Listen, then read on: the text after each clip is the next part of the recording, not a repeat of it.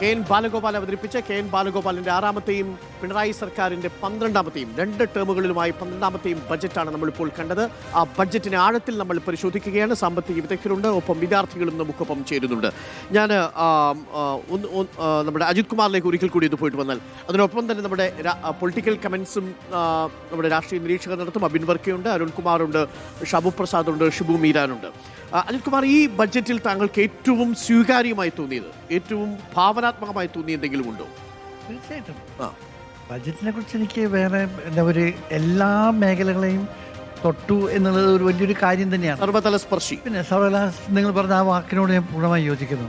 പക്ഷെ ഇതിൽ ചെറിയൊരു പോയിന്റ് എനിക്ക് ഇതിൽ പറയാനുള്ളത്, ഇപ്പം ഈ GST കോമ്പൻസേഷൻ ഇങ്ങനെ വീണ്ടും വീണ്ടും ഇങ്ങനെ റിപ്പീറ്റ് ചെയ്തുകൊണ്ടിരിക്കുന്നുണ്ട്. 2020-22 നമ്മൾ GST കോമ്പൻസേഷൻ എന്നുള്ള കാര്യം സ്റ്റോപ്പ് ചെയ്തു. അതാണ് എനിക്ക് ഇപ്പോഴും മനസ്സിലാവാത്ത, എല്ലാ ബഡ്ജറ്റിലും കാണുന്ന ഒരു കാര്യമാണ്. എനിക്ക് എന്താലോചിച്ചിട്ടാണ് ഇപ്പോഴും ഈ GST കോമ്പൻസേഷൻ, എനിക്ക് വേറെ ഫ്രണ്ട്സിനെ അതിനെക്കുറിച്ച് കൂടുതൽ ഡീറ്റെയിൽഡ് ആയിട്ട് എക്സ്പ്ലെയിൻ ചെയ്യാണ്ടെങ്കിൽ നന്നേനെ. 15,000 crores അത് ഫുള്ളി സെൻട്രൽ ഗവൺമെൻറ് നമുക്ക് കൃത്യമായിട്ടുള്ള എമൗണ്ട് കിട്ടുന്നില്ല എന്ന് താങ്കൾ തന്നെ പറഞ്ഞത് ശരിയാണ്, 23 പൈസ മാത്രം കിട്ടുന്നു എന്നുള്ളത്. പക്ഷെ വേറൊരു പോയിന്റ് ഇതിലുണ്ട്.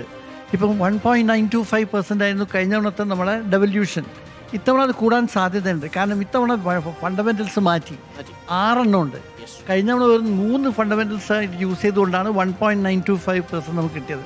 പക്ഷെ ഇത്തവണ ആക്ച്വലി ഫിനാൻസ് മിനിസ്റ്റർ തന്നെ ഇന്നലത്തെ ടോക്കിൽ അദ്ദേഹം വളരെ കോൺഫിഡൻസ് 3% ആവും എന്നുള്ളത് ഓൾമോസ്റ്റ് സർട്ടൻ ആണ്. കാരണം ഇത്തവണത്തെ അതുകൊണ്ട് തന്നെയാണ് ബജറ്റിലെ കേന്ദ്രത്തിനുള്ള വരവിന്റെ കാര്യത്തിൽ കുറച്ച് കൂടുതൽ കണക്കാക്കിയിട്ടുമുണ്ട്. ആ കണക്കൂട്ടൽ അതാണ് ഇപ്പോൾ 1,82,000 crores അദ്ദേഹം ഇത്രയും കോൺഫിഡൻ്റ്ലി കൊടുക്കാനുള്ള കാരണം തന്നെ is very confident that budget devaluation will increase to 3%.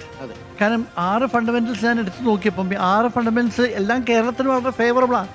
കേരളത്തിന് ഫേവറബിൾ ആയിട്ടുള്ള ഫണ്ടമെന്റൽസാണ് നമുക്ക് കാണുന്നത്. ഫണ്ടമെന്റൽസ് ഞാൻ ഇപ്പോൾ പറയുന്നില്ല, കാരണം ഞാൻ കൂടുതൽ ടൈം എടുക്കും. അത് ശരിയല്ല, ബാക്കി എല്ലാവരും സംസാരിക്കുന്നതുകൊണ്ട്.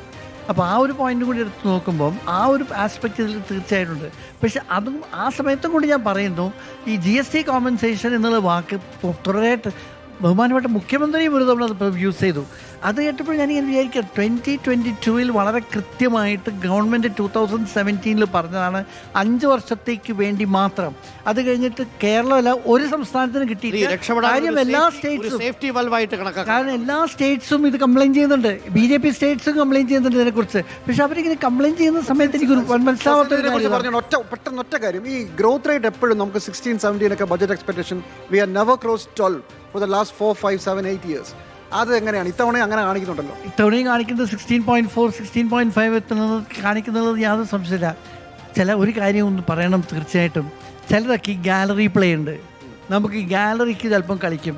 ഇതിപ്പോൾ ഇവർ മാത്രമല്ല, ഇപ്പം സെൻട്രൽ ഗവൺമെൻറ് ഇപ്പം 1-ാം തീയതി നിർമ്മല സീതാരാമനും ബഡ്ജറ്റ് കൊണ്ടുവരുമ്പം she will also play to the gallery. Gallery play inevitable ആണ്. അതിൻ്റെ ഒരു ഭാഗമായിട്ട് നമുക്ക് കണ്ടാൽ മതി. ഇൻ റിയാലിറ്റി നമ്മൾ we are not going to cross 12 to 13. Okay.